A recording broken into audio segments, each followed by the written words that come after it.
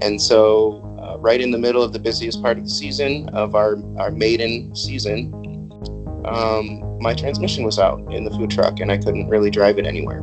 I had, pretty much the whole month of June booked up with breweries and events for us to go to, and I couldn't make it to those events. Hey everyone, and welcome to episode 1 of Anmar's Homepage podcast. I'm Anmar, and that was Eric Davies, founder of Puff Truck, one of Aurora, Illinois' highest-rated food trucks. Eric didn't have what you might have called an entrepreneurial predisposition growing up, but today he runs Puff Truck Pizza as well as a side career in music. He recently released an EP. I call it more of a passion than a hobby. I'm in a couple of other bands as well, but I did recently release a solo album or EP of my own material, and it's been going pretty well. I've gotten a few listens on some of the streaming platforms. It's been pretty fun. As I stand here on the edge of a cliff, I ponder the abyss. Here's the first track, titled On the Edge of Bliss. As I stand here on the edge of bliss, take her by the hand. This is relevant to business, but when it comes to your music, there's footage of you mixing your own tracks in Audacity. Do you think that kind of do-it-yourself, independent learner attitude is important for food truck owners or even business owners in general? Absolutely. I think that's probably the most crucial part. I don't really have any formal training of any kind, even with music or with cooking or in business. But what I can credit myself for being is a quick learner.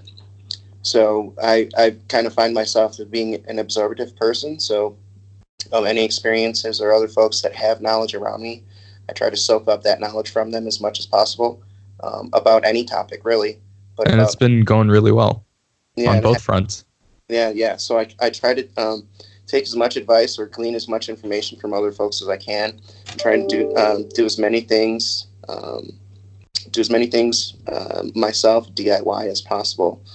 For instance, my brother and I built the entire food truck from scratch, just ourselves, and we didn't hire any outside help. So, there's a lot of DIY, I guess, in my blood. So that do-it-yourself attitude Eric is talking about led to a pretty interesting way to validate his food truck idea. Most people look at market research statistics, and in fact, Eric's corporate day job is in market research. But he went about testing the idea for Puff Truck in a slightly different way. How did he do it?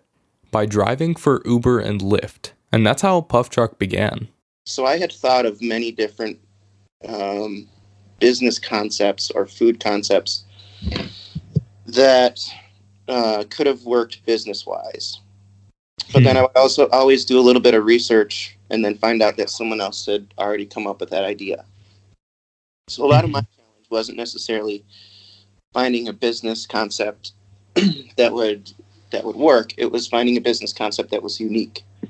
So through the years of, I guess, probably after college, or throughout most of the years of college and then thereafter, I would get ideas about different products or, like I said, food concepts that would make sense financially, but they weren't the most original. And then one day, actually, my story about the food truck that I'm in now starts with driving for rideshare. And that was really my first taste of being my own boss, and a little bit of a small grain of that spirit of entrepreneurship. So you essentially, when you sign up for rideshare, you're kind of your own taxi business. Right. And you work at your own pace and you do whatever hours you can. So I was doing that as kind of a side hustle at first. And I kind of got a taste of what that could be like, to be your own boss, to direct those things by yourself. Actually, one night when I was driving home, after a long night of driving for a rideshare company, the idea for the food truck, the food concept, and pairing that into a food truck came into my head. What year was this?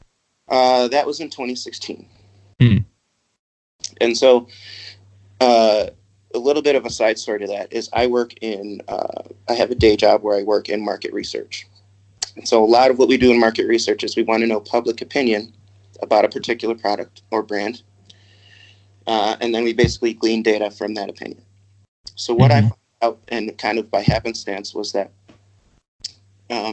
by doing rideshare, that I had perfect audience of riders to bounce my business idea off of.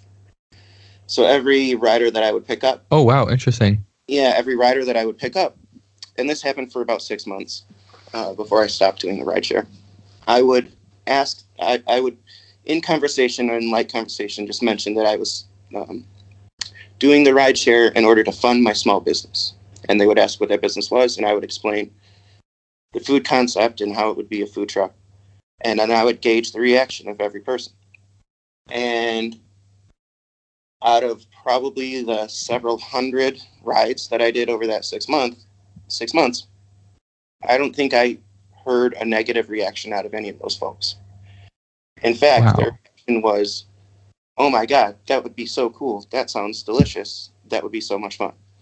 So almost all of the reaction I got from my own personal market research was incredibly positive. So rideshare passengers were telling Eric that Puff Truck was a great idea, and that gave him confidence. But starting a business still has risks. Traditionally, starting a food truck is not the most secure thing to do in the world, but in taking a look at your life right now, you seem to be having a ball with your music career, Puff Truck, and even your family. What was your thought process regarding risk management when you decided to start Puff Truck? That's a great question. So you have to be able to, I don't know if it's harden yourself or you just become adaptable enough to be able to take those risks. So there's a lot of folks around you too, so you have to kind of stay focused on the goal.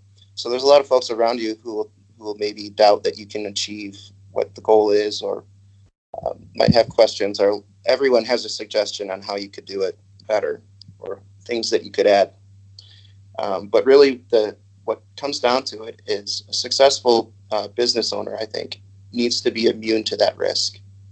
And so there are many, many times when we took several risks starting the food truck, financial risks or safety risks, unfortunately. The truck, when we drove it home, had very bad brakes. So I drove it home with probably unsafely. So there's some of those risks that I wouldn't advise of that, by the way. I don't advise anyone putting their own safety in order to start a business. But I was either dumb enough or eager enough to have done that.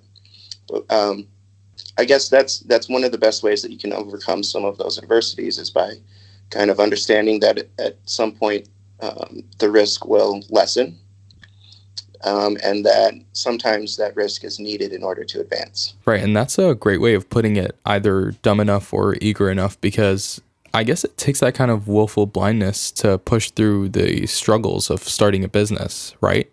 Absolutely, absolutely. I think that's a good way of putting it, willful blindness. Or just kind of pushing through regardless of what the circumstances are. Sure. If you need to, I don't want to say break any rules, but there's certain ways that you can circumvent those hurdles, Right. Essentially doing the most you can to get things done. Yeah, and it's not always hard work that is what gets that done. It's the smart work and people that and I think research is one of the key things that a new business owner can really embody in this time. A business owner starting in the 80s didn't have the same wealth of resource like we have today with the internet. I can't tell you how many issues that have come about, and then we've just searched on Google or on YouTube, and there's a video of someone else who's figured that all out ahead of time or before us, and then we kind of transfer that knowledge over to us without a whole lot of the headaches that they encountered trying to get to this point. So it's a little bit of like, kind of getting in on some of that knowledge that folks already have. It's a wealth of knowledge out there on the internet. It's a lot more available to us now to help us solve some of those problems. The financial expense in starting Puff Truck, Eric says, was altogether around $30,000. It isn't all that much in the grand scheme of the food business industry, but Eric came up with the money out of pocket. But he doesn't advise doing that because he later had to deal with the high interest rates on his personal credit cards. But less than a year after launch, the business turned a profit. Today we're only 2 years removed from that launch date, and Eric's already expanding. On the 24th of March, you put out a post on social media of a pizza shop with the caption, "Exciting discussions happening today. Should we do it? #brick and mortar." It's now the 8th of April, and only 2 weeks after that first post, you have an announcement to make. I do. So we are announcing the launch of the brick and mortar for Puff Truck Pizza. Woohoo! It's a little bit of a, when you're talking about risk management, it's a little bit of one of those situations again. So we had those discussions a little while back. I had actually been in discussions with the landlord since last year around summertime, and I didn't have the funds to open the doors yet, but I noticed he had listed again this year, so I gave him a call and we came together on terms, and I signed a 5-year lease at the new brick and mortar location for the Puff Truck Pizza brick and mortar location. It's going to be the normal menu we serve on the truck, and some pizzas and burgers and food truck inspired, really fun food. And it's a really big step for us, and we hope it works out well. Puff Truck serves thousands of Illinoisans a month, but something they might not know is that the very food truck they're waiting in line in front of was actually in a Toyota Prius Super Bowl commercial not too long ago. That's a true story. You can see the commercial on their website under the Our Story section at www.pufftruckpizza.com. That was Eric Davies, and I hope you've enjoyed episode 1 of the show.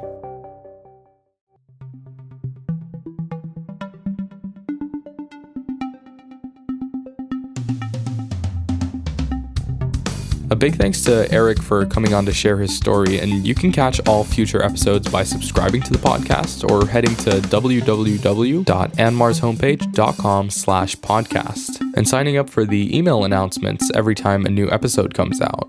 My name is Anmar, and thanks for listening.